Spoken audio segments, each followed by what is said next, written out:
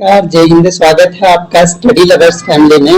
और आज आपके लिए ये उत्तराखंड आईआईटी का पहला मॉडल पेपर है और ये मॉडल पेपर पूरा परीक्षा के पैटर्न पे बनाया गया है। इसमें आपको उत्तराखंड प्रॉपर जो पैटर्न दिया गया है, मार्क्स डिस्ट्रीब्यूशन उसी के अकॉर्डिंग बनाया गया है।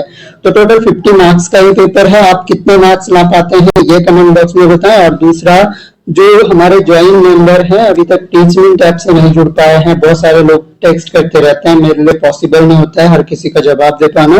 तो आप सभी लोगों को एक बात बतानी है कि कम्युनिटी टैब में जाइए। चैनल में आपने ज्वाइन किया है अगर, तो मेंबर्स ओनली एक पोस्ट होगा, कम्युनिटी टैब में जाएंगे, वहां पर आपको लिंक मिल जाएगा टीचमेंट ऐप का, क्लासरूम आईडी सब कुछ उसी में मिल जाएगा। तो ज्यादा मैसेज करने की आपको जरूरत नहीं है। प्रॉपर कम्युनिटी टैब में जाएंगे तो आपको इजीली जो है लिंक मिल जाएगा, आप इजीली ज्वाइन कर पाओगे। और नोट्स ग्रुप का लिंक भी आपको इजीली मिल जाएगा। सारे चैप्टर के, सारे यूनिट के सारे नोट्स आपको एक जगह पे इकट्ठे मिल जाएंगे, तो कहीं भटकने की भी जरूरत नहीं पड़ेगी। तो चलिए शुरू कर लेते हैं आज का पेपर।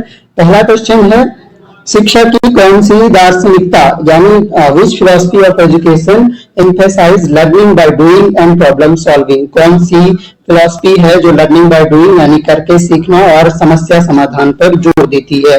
ऑप्शन आपके सामने है। करेक्ट आंसर आपका जो है ये, इनमें से अगर देखा जाए तो प्रैग्मेटिज्म जो है, प्रयोजनवाद आपका सही उत्तर हो जाएगा। आगे बढ़ते हैं। According to Aristotle which form of government best support the education system। Educational system को बेस्ट सपोर्ट करने वाली गवर्नमेंट का टाइप कौन सा है। डेमोक्रेसी है, मोनार्की है, ओलिगार्की है या फिर एरिस्टोक्रेसी है यानी शाही वर्ग है। तो सही आंसर जो होगा, डेमोक्रेसी जो है वो सबसे अच्छा सपोर्ट करती है एजुकेशनल सिस्टम को according to Aristotle. What is the primary focus of integrated education as defined the National Education Policy 2020। यानी एकीकृत शिक्षा का मुख्य ध्यान जो है नई शिक्षा नीति 2020 के अकॉर्डिंग क्या है। ऑप्शन आपके सामने है। Separate education for disable children, जो डिसेबल चिल्ड्रन है उनको अलग से एजुकेशन देना है, या फिर inclusion of disabled children in main stream school, जो मेन स्ट्रीम स्कूल हैं उनमें डिसेबल चिल्ड्रन को शामिल करना, या फिर special school for gifted children या वोकेशनल ट्रेनिंग। तो अलग से स्कूल की व्यवस्था नहीं बताई गई है। Inclusion of disabled children in main stream school आपका करेक्ट आंसर हो जाएगा। नेक्स्ट है, which educational thinker emphasized the concept of natural education and return to nature। यानी प्रकृति की ओर लौटो और प्राकृतिक शिक्षा का कॉन्सेप्ट कौन से एक तरह से एजुकेशनल थिंकर ने यहाँ पर दिया था। तो ये किसकी, ये प्रकृतिवाद की शिक्षा है ये। और प्रकृतिवाद का अगर इनमें देखा जाए जो व्यक्ति है वो जीन जैक्स रूसो है। ऑप्शन नंबर ए आपका करेक्ट हो जाएगा। अगला क्वेश्चन है, What are the key principles of the National Curriculum Framework for School Education 2023। जो NCF 2023 है उसका राष्ट्रीय पाठ्यक्रम ढांचे का मुख्य सिद्धांत क्या है। तो यहाँ पर देख सकते हैं, ऑप्शन आपके सामने है। Child central learning, holistic development and integration of vocational education, या फिर rote learning, standardized testing and strict discipline, strategized learning, academic excellence and competition, या फिर नन ऑफ दिस। तो नन ऑफ द अबव, इनमें से कोई नहीं। सही आंसर आपका जो है, बाल केंद्रित शिक्षा की बात की गई है, समग्र विकास की बात की गई है और व्यावसायिक शिक्षा का एकीकरण की बात की गई है। तो ऑप्शन नंबर ए सही उत्तर हो जाएगा। अगला देखिए, which philosopher is known for the concept of educational realism. यानी जो यथार्थवाद है, शैक्षिक यथार्थवाद है, उसके लिए कौन सा फिलोसोफर जाना जाता है। प्लेटो, रूसो, एरिस्टोटल या फिर ड्यूवी। तो अगर रियलिज्म की बात की जाए तो एरिस्टोटल जो है आपके correct answer. What is the main objective of the National Policy on Education 1986। 1986 शिक्षा नीति का उद्देश्य बताना है।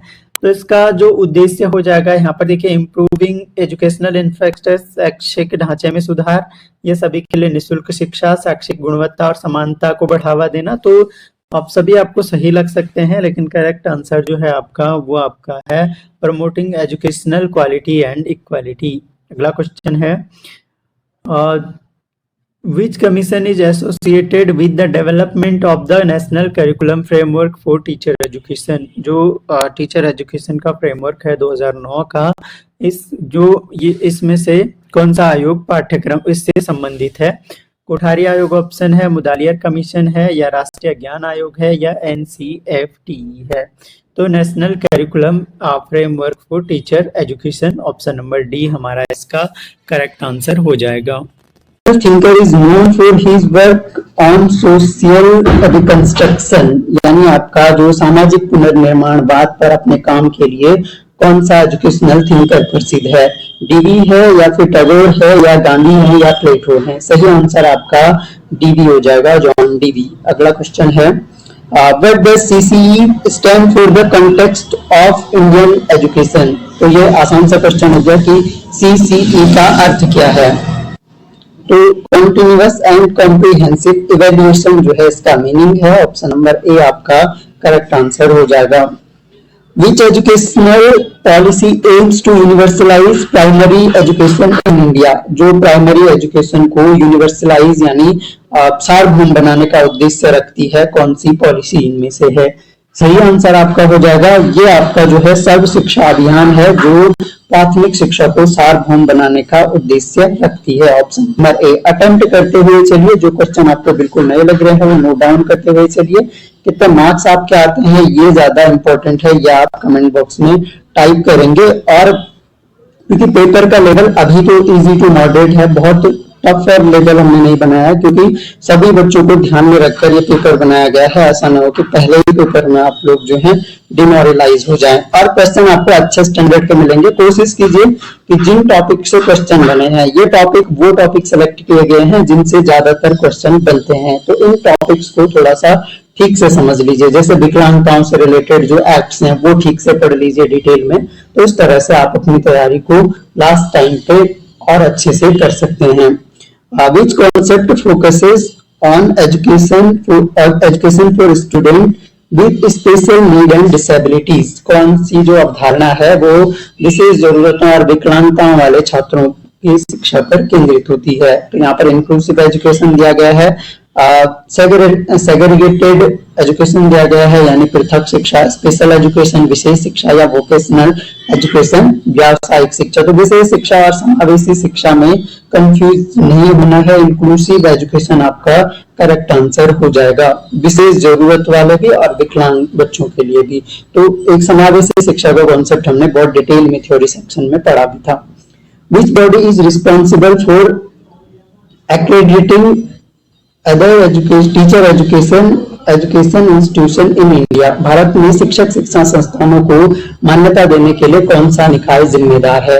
तो शिक्षक शिक्षा जो संस्थान है आपके, उनको मान्यता देने की जिम्मेदारी जो है आपकी NCTE की होती है, national council for teacher education. आपके लिए पहला क्वेश्चन है, NCTE की स्थापना ईयर बताइए। कई बार पूछ चुके हैं, याद हो जाना चाहिए वैसे, तो कमेंट बॉक्स में टाइप करेंगे और लंबे टाइम तक याद रहेगा। What is the primary aim of the National Curriculum Framework for School Education जो 2005 का है, इसका मुख्य उद्देश्य क्या है? Improving infrastructure या enhancing quality of education, curriculum standardization, या फिर टीचर ट्रेनिंग? कौन सा इनमें से सही आंसर होगा? सही उत्तर आपका हो जाएगा शिक्षा की गुणवत्ता में सुधार, option number B.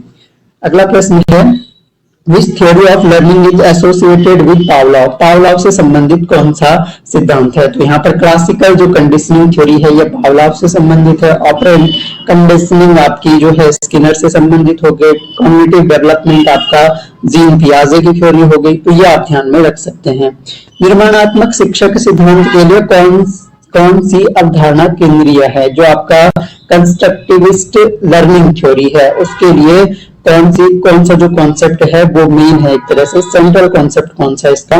Learning through observation, या लर्निंग थ्रू एक्सपीरियंस, या लर्निंग थ्रू रेपिटेशन, या फिर लर्निंग थ्रू डायरेक्ट इंस्ट्रक्शन? कौन सा सही आंसर हो जाएगा? तो सही आंसर आपका जो हो जाएगा, जो आपका कंस्ट्रक्टिविस्ट लर्निंग थ्योरी है, ये फोकस करती है लर्निंग थ्रू एक्सपीरियंस यानी अनुभव के माध्यम से सीखना। अगला प्रश्न है, what is the main focus of educational technology, जो एजुकेशनल टेक्नोलॉजी है इसका मेन फोकस क्या है। ऑप्शन आप देख सकते हैं, development of software, integration of technology in teaching and learning, या hardware maintenance, management of educational institution. सही आंसर आपका हो जाएगा शिक्षण और अध्ययन में प्रौद्योगिकी का एकीकरण। अगला प्रश्न है, which model of teaching emphasise the role of the teacher as a facilitator rather than a lecturer. एक लेक्चरर के बजाय एक फैसिलिटेटर की भूमिका निभानी होगी शिक्षक को, ये कौन सा मॉडल बताता है। Direct instruction model, constructivist model, या बिहेवियरिस्ट मॉडल, या फिर आपका ट्रांजैक्शनल मॉडल। तो सही आंसर आपका हो जाएगा, बहुत इंपॉर्टेंट क्वेश्चन है, जो आपका कंस्ट्रक्टिविस्ट मॉडल है ये बताता है कि शिक्षक की भूमिका लेक्चरर से ज्यादा जो है एक फैसिलिटेटर की होनी चाहिए, एक सुगमकर्ता के रूप में भूमिका होनी चाहिए। What does inclusive education primary focus on, जो इंक्लूसिव एजुकेशन है उसका प्राइमरी फोकस किस पे होता है। सही आंसर आपका हो जाएगा, यहाँ पर देखिए separation of student with disabilities, separation की बात तो नहीं कर सकते ना inclusive education policy. Integration of all student into regular classroom, सभी छात्रों को नियमित कक्षों में एकीकृत करना, या विकलांग छात्रों के लिए व्यावसायिक। तो सही आंसर आपका हो जाएगा सभी छात्रों को नियमित कक्षाओं में एकीकृत करना। अगर देखिए, which Indian policy focuses on vocational education and training for youth, vocational education और ट्रेनिंग पे कौन सी पद्धति, कौन सी पॉलिसी फोकस करती है। नेशनल स्किल डेवलपमेंट पॉलिसी या नेशनल एजुकेशन पॉलिसी 2020, सर्व शिक्षा अभियान, रमसा एक दिया गया है आपके पास ऑप्शन। करेक्ट आंसर है आपका national skill development policy.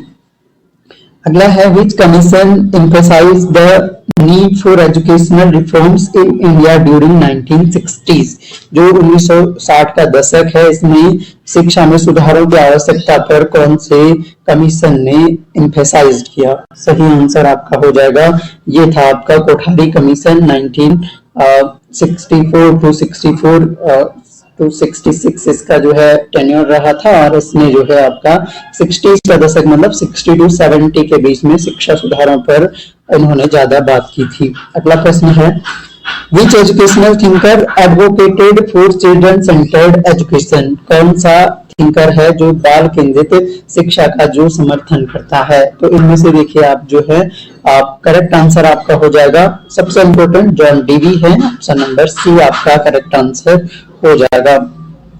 What does the term globalization in education refer to, जो शिक्षा में जो वैश्वीकरण है वो क्या इंडिकेट करता है आपको। Standardisation of curriculum world wide, विश्वव्यापी पाठ्यक्रम का मानकीकरण, या अंतरराष्ट्रीय दृष्टिकोणों और प्रथाओं का एकीकरण, और देशों के अनुसार शिक्षा प्रणालियों का पृथक्करण, या इनमें से कोई नहीं। करेक्ट आंसर आपका हो जाएगा integration of international perspectives and practices. तो सही आंसर आपका ऑप्शन नंबर बी है। Which of the following is a key function of the University Grant Commission? UGC का की फंक्शन कौन सा है। स्कूलों का की फंक्शन ये क्या करता है, स्कूलों को मान्यता देना, funding research project, managing primary education. देखिए तो एनसीटी देता है कॉलेजों को मान्यता, और यूजीसी का जो की फोकस यहाँ पर देखा जाए तो फंडिंग रिसर्च प्रोजेक्ट, जो रिसर्च एंड डेवलपमेंट प्रोजेक्ट होते हैं उनको फंडिंग करता है। फेलोशिप प्रोग्राम इनका अलग से चलता है, तो ये ध्यान रखेंगे। What is the environmental education primarily concern with, तो आप ये देखिए कौन से टॉपिक से क्वेश्चन बनाए हैं मैंने, और ये पेपर बनाने में बहुत मेहनत लगी है। लाइक तो जरूर कर दीजिएगा, वीडियो को अपने दोस्तों तक शेयर भी कर दीजिएगा। What is the environmental education primarily concern with, जो पर्यावरणीय शिक्षा है मुख्य रूप से किस पर ध्यान केंद्रित करती है। ऑप्शन आपके सामने है, यहाँ पर देख सकते हैं। Learning about environmental laws, environmental laws के बारे में सीखना, understanding and addressing environmental issues, पर्यावरणीय मुद्दों को समझना और संबोधित करना, एड्रेस करना मतलब, और technical training for environmental engineers, पर्यावरण इंजीनियरों के लिए तकनीकी प्रशिक्षण। सही आंसर हो जाएगा पर्यावरण मुद्दों को समझना और उनको एड्रेस करना। अगला क्वेश्चन है, which educational policy is associated with free and compulsory primary education in India. ये आसान सा क्वेश्चन हो गया, और ऐसा ही होगा आपको एग्जाम में कुछ एक क्वेश्चन बहुत लगेगा कि बहुत इजी पेपर बन गया है, लेकिन उसी बीच बहुत सारे कंफ्यूज करने वाले क्वेश्चन भी होंगे। Which of the following is an example of educational technology hardware. Hardware इनमें से चुनना है आपका, ओवरहेड प्रोजेक्टर या फिर शैक्षिक सॉफ्टवेयर, लर्निंग मैनेजमेंट सिस्टम या फिर ई बुक्स। अब देखिए ये इंटरेस्टिंग क्वेश्चन है। ओवरहेड प्रोजेक्टर जो है ये एक हार्डवेयर उपकरण है। ऑप्शन नंबर ए हमारा करेक्ट आंसर है। देखिए ई बुक्स जो है जब तक ये पीडीएफ फॉर्म में आप पढ़ रहे हैं तो वो सॉफ्टवेयर है, जैसे ही आप इसको प्रिंट कर लोगे देन वो हार्डवेयर में कन्वर्ट हो जाएगा। तो ये ध्यान रखना है कि जिन भी चीजों को आप छू नहीं सकते हैं वो आपके सॉफ्टवेयर में आएंगे, चाहे वो ई बुक्स हो गया, चाहे वो लर्निंग मैनेजमेंट सिस्टम हो गया, चाहे वो एजुकेशनल सॉफ्टवेयर हो गया। जैसे टीचमेंट भी ऐप है तो वो भी आपका सॉफ्टवेयर में आएगा, ना कि हार्डवेयर में आएगा। What does human resource management in education involve? तो ह्यूमन मैनेजमेंट जो ह्यूमन रिसोर्स जो मैनेजमेंट है वो शिक्षा में एक तरह से क्या उसमें शामिल है? तो recruitment and training of teachers, curriculum development, infrastructure management, student assessment. तो सिंपल सी बात है कि ह्यूमन रिसोर्स मैनेजमेंट की बात कर रहा है तो ह्यूमन रिसोर्स का है शिक्षक ही, तो ह्यूमन रिसोर्स तो शिक्षकों की भर्ती और प्रशिक्षण। अगला क्वेश्चन है which of the following pairs of learning theories and psychologist is correctly matched? आपको साइकोलॉजिस्ट और लर्निंग थ्योरीज दी गई हैं, आपने करेक्टली मैच को पहचानना है। तो यहाँ पर पहला है social learning theory, John Dewey दिया है। कंस्ट्रक्टिविज्म जो है आपका ले वाइगोत्स्की दिया है। ऑपरेंट कंडीशनिंग जीन पियाजे दिया है। और कॉग्निटिव डेवलपमेंट थ्योरी जो है बीएफ स्किनर दिया है। तो जो आपका करेक्ट आंसर हो जाएगा सोशल लर्निंग थ्योरी जो है आपकी ये बंडूरा की है, न कि जॉन डीवी की है। कंस्ट्रक्टिविज्म जो है ये ले वाइगोत्स्की की ही है।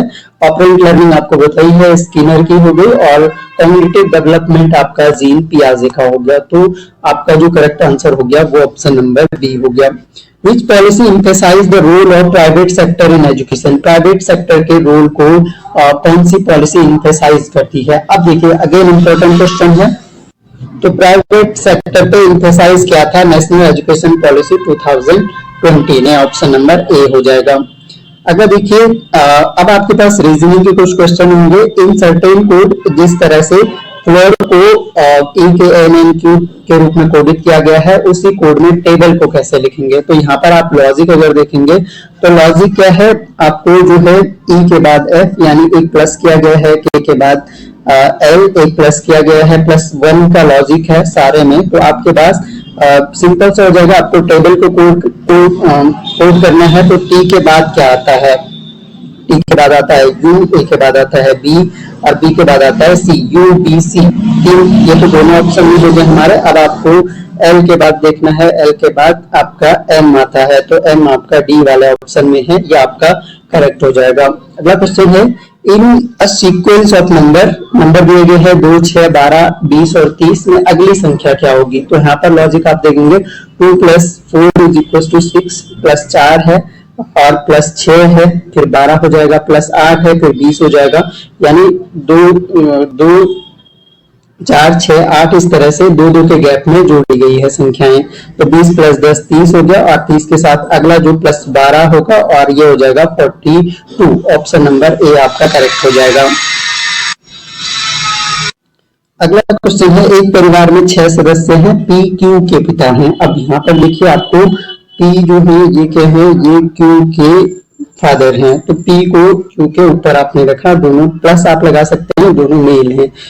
पी मेल है इतना आप कंफर्म हो रहा है। आर क्यू की माँ है, आर जो है अब आर जो है वो क्यू की माँ है, यानी आर को माइनस आप रख सकते हैं। उसके बाद ऐसे सॉल्व करते हैं क्वेश्चन को, आसान सा होता है। एस पी की पुत्री है, एस जो है यानी एस जो है इनकी पुत्री है, तो ये दोनों भाई बहन हो गए, यहीं पे क्लियर हो गया। यू आर के पुत्र हैं, तो यू जो है यू भी इनके पुत्र हैं। तो अब ये तीनों जो है क्यू यू के साथ किस प्रकार से संबंधित है, क्यू जो है यू के साथ किस प्रकार संबंधित है, ये हमें बताना है। तो एस जो है पुत्री हो गई, सही आंसर आपका हो जाएगा यहाँ पर।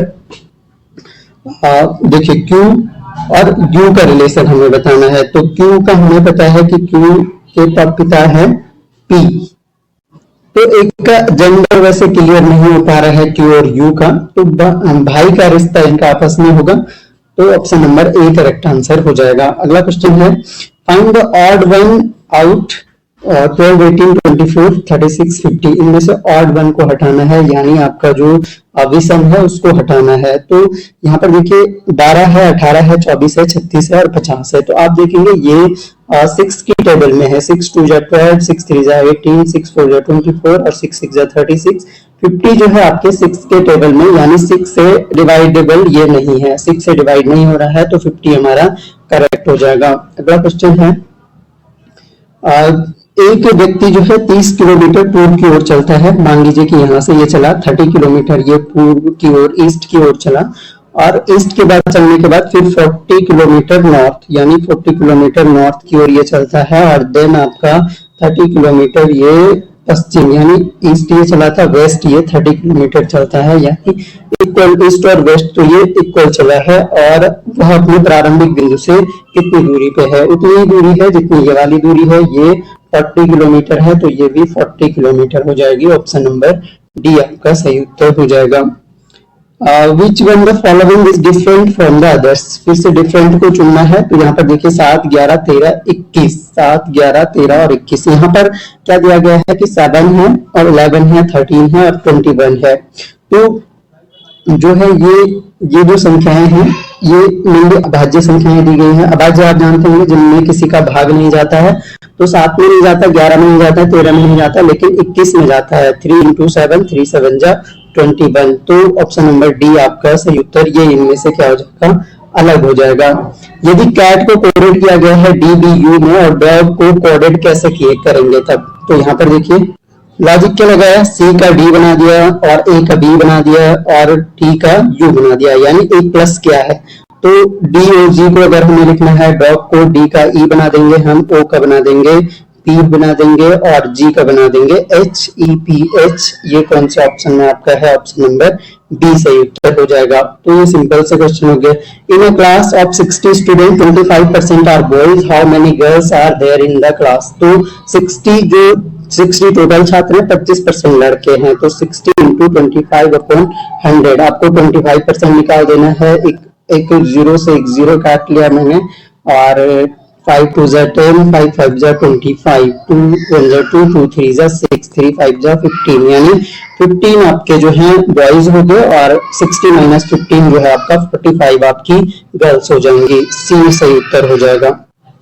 अगला है what comes next in the series. तो सीरीज देखिए 2 6 12 और 20, 2 और 4 6 ये हो जाएगा, और 6 और 6 12, यानी 4 + 6 12 हो जाएगा, प्लस 8 20 हो जाएगा, प्लस 10 जोड़ेंगे तो 30 हो जाएगा। अगली संख्या 30 हो जाएगी आपकी।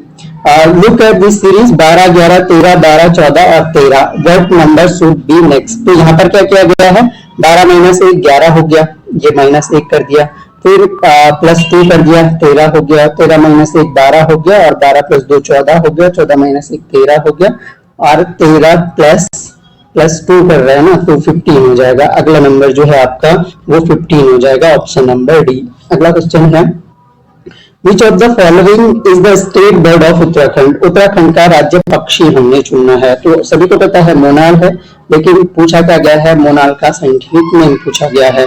क्या होता है, लोकोफोरस इंडिजिनस जो है ये मोनाल का साइंटिफिक नेम होता है। Book the famous book the discovery of India, ये बुक किसने लिखी है, फेमस बुक है द डिस्कवरी ऑफ इंडिया। ये बुक जो है ये जवाहरलाल नेहरू की है, ऑप्शन नंबर ए आपका करेक्ट आंसर हो जाएगा। Is the total population of Uttarakhand as per the 2011 के सेंसस के अकॉर्डिंग है, 2011 के सेंसस के अकॉर्डिंग उत्तराखंड की कुल जनसंख्या कितनी है। तो लगभग जो है आपका 10.1 मिलियन जो है ये उत्तराखंड की पॉपुलेशन है 2011 के, यानी 1 मिलियन में लगभग जो है 10 लाख होते हैं, तो 1 करोड़ से ऊपर उत्तराखंड की जनसंख्या है, तो अप्रोक्सीमेट जो है 10.1 मिलियन 2011 के अकॉर्डिंग ही आपको आंकड़ा पूछेगा, और ये नंबर्स में भी आप चलो नंबर्स में बताइए कितनी है उत्तराखंड की जनसंख्या। अगला क्वेश्चन है निम्नलिखित में से कौन सा भारत का राष्ट्रीय प्रतीक नहीं है। राष्ट्रीय अशोक चक्र राष्ट्रीय प्रतीक है, राष्ट्रीय ध्वज भी है, श्वेत बाघ जो है हमारा कोई राष्ट्रीय प्रतीक नहीं है, राष्ट्रीय गान तो है, ऑप्शन नंबर सी हो जाएगा। कौन सा वैज्ञानिक सापेक्षता के सिद्धांत के लिए, तो सापेक्षता का सिद्धांत जो है अल्बर्ट आइंस्टीन ने दिया था आपका। which place is India in India is known as the land of temples। तो मंदिरों की भूमि के रूप में कौन सी जगह को जाना जाता है? तो मंदिरों की भूमि के रूप में आपका जाना जाता है। ऑप्शन आपके पास है वाराणसी, ऋषिकेश, खजुराहो या फिर मदुरै। मदुरै को जाना जाता है। अगर जनरल क्वेश्चन में चेन्नई ऑप्शन में है तो चेन्नई आंसर होगा, नहीं तो अगर मदुरै जगह दिया है तो मदुरै आपका आंसर हो जाएगा। Who was the first elected CM of Uttarakhand after its formation 2000? तो फर्स्ट जो इलेक्टेड सीएम थे हमारे वो एनडी तिवारी साहब थे। अगला क्वेश्चन है who won the Nobel prize in physics? Physics में नोबेल प्राइज 1930 में किसने जीता एक्सरे और इलेक्ट्रॉन के प्रसार पर उनके काम के लिए? तो ये दिया गया था चंद्रशेखर वेंकट रमन, सीवी रमन को। अगला क्वेश्चन है which is the largest river basin in India? Bharat का सबसे बड़ा रिवर बेसिन कौन सा है? तो ये गंगा का रिवर बेसिन सबसे बड़ा है। पेपर आपको कैसा लगा कमेंट बॉक्स में जरूर बताएं। कितने मार्क्स आपके आए ये भी कमेंट बॉक्स में जरूर बताएं। ज्वाइन मेंबर कम्युनिटी टैब में जाएं और लिंक से टीचमेंट टैब ज्वाइन करें। एक टेस्ट लाइव है, अगला जो है यही पेपर एज इट इज आपको प्रैक्टिस के लिए वहां पर मिल जाएगा, फिर आपको अच्छा रिवीजन हो जाएगा। तो thanks a lot for listening, मिलते हैं नेक्स्ट वीडियो में, तब तक के लिए जय हिंद।